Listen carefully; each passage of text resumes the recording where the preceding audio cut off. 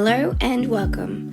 My name's Rebecca and today we're going to be talking about how to set up a cheap and functional worm farm. So, you would like to reduce the amount of household waste that you put into landfill, or you would like to set up your own organic garden, and you've heard that earthworms and vermicomposting might be your solution.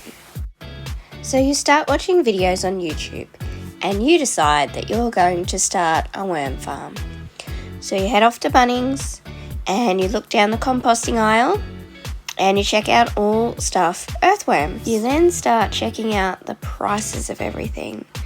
There's bedding, $12.50, $8.50, that's alright. Then you have a look down and there's the worms. $50 for 1,000, $30 for 500. And then you start looking at the worm farms themselves. $75 for a maze, $69 for a can of worms. Not too bad, you keep looking. $84.90 for the worm cafe. And you start wondering if you have enough money to have a worm farm, or how many pays it's going to take you to save up to get the worm farm. So if you're like me and don't have enough money for the actual farm, then this is the video for you. I'll be showing you my tips and hacks for an easy, no-fuss worm farm that's easy to set up, feed and harvest. Then you can use your castings to have an amazing organic garden that produces fresh food for you and your family while recycling your household green waste. The worm farm. My favourite containers for worm farms are 1. The 20 litre pail with lid, which comes in at around $14. This container is suitable for your startup worm farm, and I recommend the 500 worm pack for this sized farm. 2. The 50 litre clear storage tote, which will give you a large worm farm at around half the price as the pail. Only $8.50. This container is suitable for 1,000 and plus live worms to live. 3.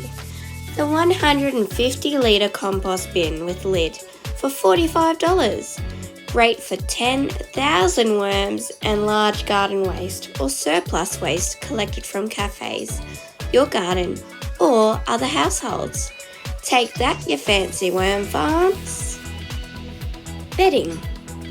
As you browse the composting and earthworm section, you'll see cocoa coir bricks that are marketed for your compost bin and your worm farm.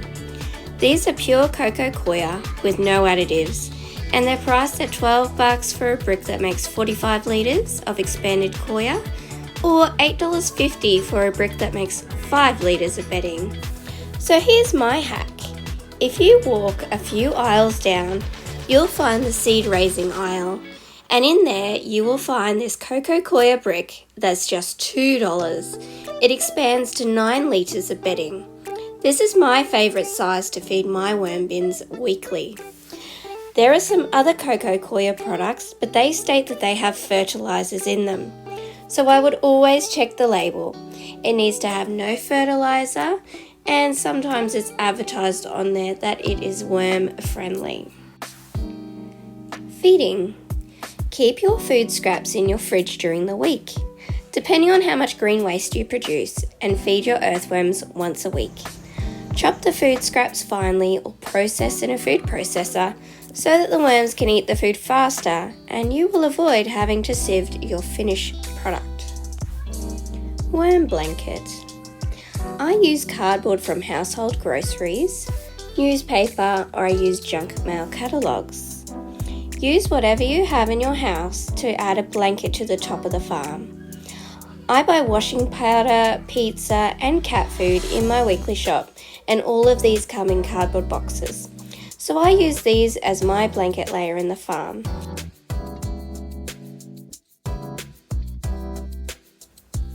So how does it all work in action?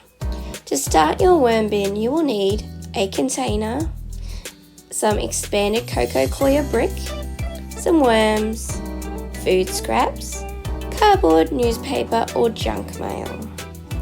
expand your coco coir in water. Squeeze all the excess water from the coco coir and place a 2-inch layer in the bottom of your container. Place your worms on top of this layer. Wait until they burrow down and you don't see them on the surface anymore, and then you can place your food scraps on top.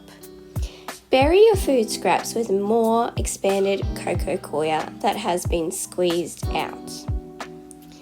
Place wet cardboard, newspaper or junk mail on top of that as a blanket. You then place your container inside or outside in a cool area, and you continue to collect your food scraps in the fridge, ready for the next once a week feeding. Maintenance. Buy coco coir bricks and expand them as you need them. 1 brick will do 3 to 4 feeds in the pail worm farm. Lift up your blanket layer and place food scraps on top of the existing bedding. Place 1 inch of coco coir on top of your scraps to bury them. Re-moisten your blanket layer of cardboard, newspaper or junk mail and place that back on top. Repeat these steps until your container is full, about 1 inch from the top. This takes different amounts of times depending on which container you have chosen. Stop feeding the farm once it is full and let the worms chill out for 3 weeks, and then you can harvest your castings. I use the no-dig method in my organic garden, so my worm castings are never dug into the soil. They are simply placed on top of the soil and under the mulch layer. You can place the castings around existing plants or sow your seed directly into the castings. If this video has excited you to start a worm farm in one of the containers mentioned above, please click on the link at the top right of the screen or the link in the description and follow me as I set up each container in detail into a worm farm. There is a separate video for each container so that you can click on the farm that interests you the most. If you'd like to see the whole series, which includes an FAQ video at the end, then follow the link on screen now to see the playlist. Happy worm farming!